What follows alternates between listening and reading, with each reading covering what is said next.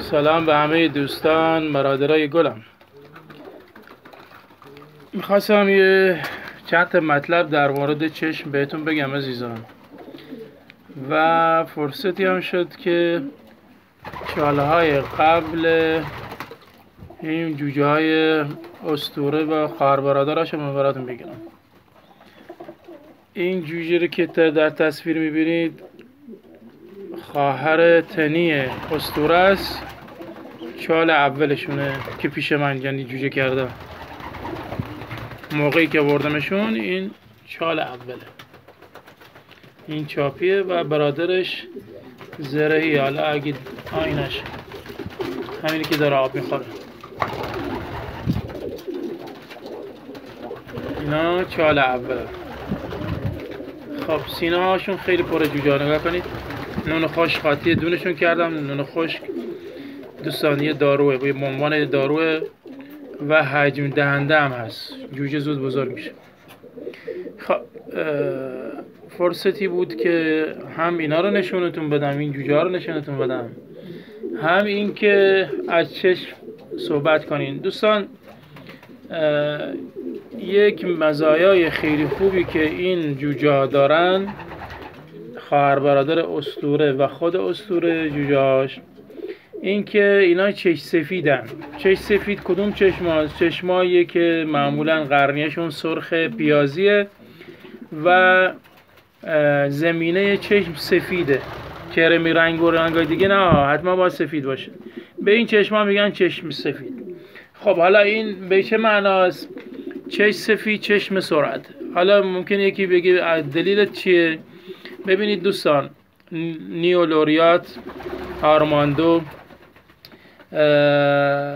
نیوکیم، کتل و خیلی از قهرمانهای به نام دنیا که به سرعتشون معروفه چشم سفیدن. اساسا قبل از این هم چشم سفید به چشم سرعت معروف بود و بعدش چشم پرتغالیه که حاصل ترکیب چشم سرخ با چشم سفید، چشم پرتغالی میاد. در سرعت چشم سفید اول، بعد چشم پرتغالی که اونم با چشم سفید جفت میشه. اونایی که واسه میخوان برای سرعت متوسط و کوتاه کار کنن. واسه مسافت بلندم همینطور چشم سفید فعال، خصوصا در هوای سرد. مثلا روز مسابقه سرد باشه شرایطش با مهیا باشه. به علاوه جسم و خیلی چیزهای دیگه دوستان، فقط این نیست که حتما چشم سفیده و من قهرمانم. نه، ممکنه 10 تا چشم سفید باشه، از بین این 10 تا یکیش خیلی سرعتش بیشتر بقیه باشه. حالا سرعتش چقدر بیشتر بقیه است یا کمتر، مهم این که چشم سفید چشم سرعت اگه شرایطش مهیا باشه، به علاوه خیلی چیزهای دیگه. خب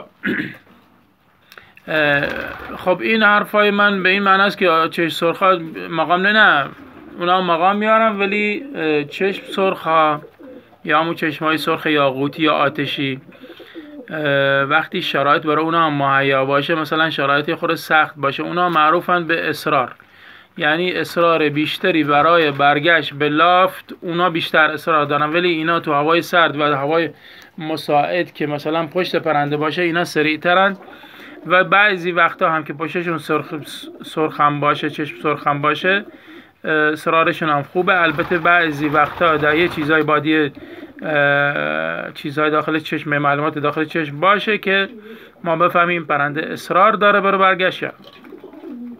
خب شما میخوای جفت بزنی چشم سفید مزایاش اینه که با همه چشما میخوره. با هر چشمی که شما در نظر بگیری، چشم سرخ، چشم سفید مثل آچار فرانسه هست. رو هر آچاری، رو هر یا هر پیچی میخوره. با چشم سبز و چشم نمیدونم آتشی و با هر رنگی که شما داره. منتها شما بخوای جفت بزنی باید دقت کنی که حتما این جوجه، این دو خط یک پرسفیده جوجه خود اسطوره است. شما باید دقت بکنی که موقعی که میخوای جفت بزنی حتما یکی از مولدات مردمکش ریز باشه یا حداقل ریزتر جفتش باشه.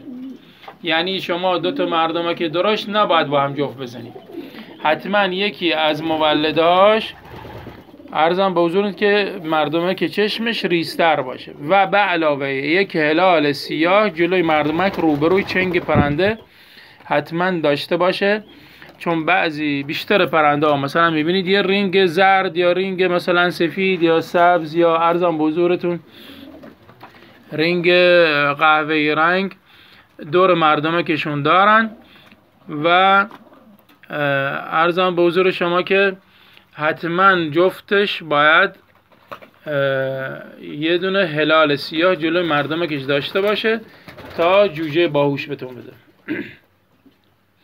در غیر این صورت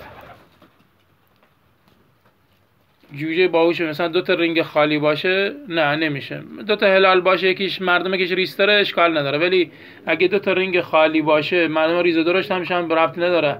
و شما اگه دو تا رینگ خالی مثلا اینا که خصوصا اینا که آردن دارن تو منزل و آردن میبرن جاده جواب نمیده، چرا جواب نمیده؟ که دو تا رینگ مثلا یکی سبز یکی زرد یکی سفید با هم جفت میزنه، اون هلاله رو که گفتم نداره. بابت همین جوجه فقط خونه به درد جاده نمیخوره.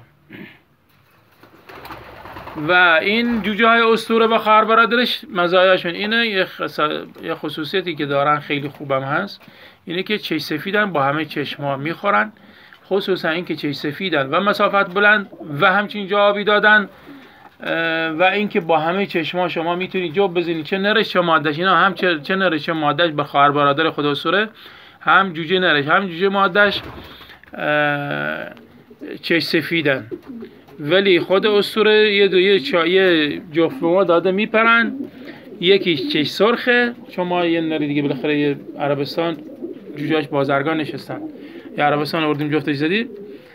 چش سبز هم هست نره و جوجهاش یکیش چش سرخه و دومی چش سفیده. این دو خطه که براتون تصویرشو گرفتم، فیلمشو گرفتم چند لحظه پیش، یه شابال سفید داشت، این چش سفیده و خواهرش هم الان ببینم کجاست براتون میگم، اون چش سرخه.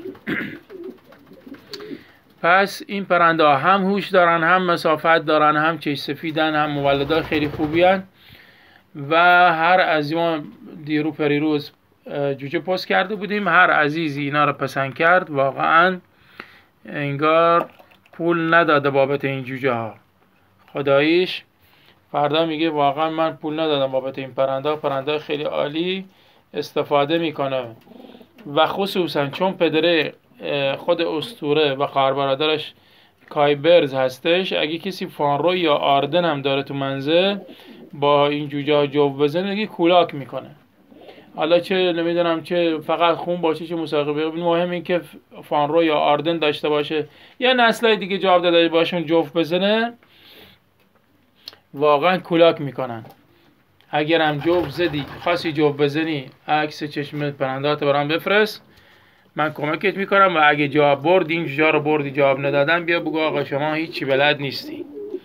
دوستان یکی از دلایلی که من رفتم این پرنده رو خریدم این بود که فقط چون هم مسافت بلندن باهوشن و این همچین جوابی دادن، 5 پره از بازرگان کولاک کردن و چش سفیدن، یعنی اینا آچار فرانسه یک نسل یک لافت کامل برای من زنده میکنن. این جوجه دوم خود اسطوره است دوستان، برادرش دو خطه، خودش زرهیه. من یه دونه چفت سرخ گذاشتم تو پاش، علامت ندادم که وقت یادم نمیره، ولی احیانا مثلا بعض وقتا میخوام ببینم تغییر تحولی اگه در چشمش در جسمش اتفاق افتاده سری بشناسم. این جوجه خود اسطوره است، همین یه چال ما داریم ازش میپرونیم، چال دوم که زیر خودشه هنوز و چال دوم که الان زیر پدر مادرن زیر خود اسطوره است. هر عزیزی پسند کرد ما در خدمتش هستیم. یکیش اینه، یکیش هم یه دو خطی بود. این دو خط است که در تصویر میبینید. خب ما زیاد جوجه میگیریم، چرا؟ چون اینجا سیم رحم نمیکنه، کابلای برق رحم نمیکنن. من دیروز متوجه شدم که یه دونه ماده نوپر دارم، یعنی نوپر واقعا شما یه همه زحمت میکشی جوجه در میاری، بزرگ میکنی، خرج میکنی، بعد میبینی جوجه نوپرت خورده به سیم و نیومده لافت، حتما مرده دیگه یا کلا ناقص نمیتونه بیاد. نگاه کنی خواهر اینه.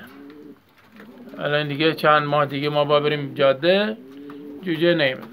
ما جوجه مجبوریم زیاد جوجه بگیریم چون همچین تلفات زیادی میدیم دور بر خونه و خطرناکه دیگه. وقتی میبینی مسابقات رسید و شما پرنده ندارید.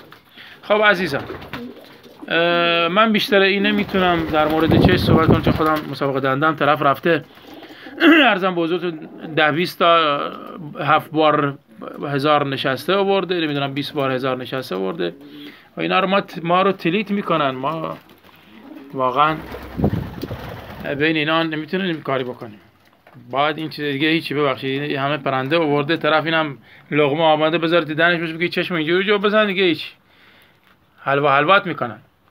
خلاصه هر سوالی بود بیاید خاص پیام دیدی یا زنگ بزنید، ما کمکتون میکنیم. عزیزانی که تازه میخوان شروع کنن ما در خدمتشون هستیم، کمکشون میکنیم، ان شاءالله بهشون میگیم چطور جواب بزنن. حتی علامات سرعت و نمیدونم اصرار و مسرار و نمیدونم ارزم بزرگی مولدی همینا ان شاءالله خدمتشون عرض میکنیم. هیچ انتظاری هم هست هیچ کدومتون نزنیم، فقط سلامتی شما رو میخوام و موفقیت شما. موفق باشید. یا علی.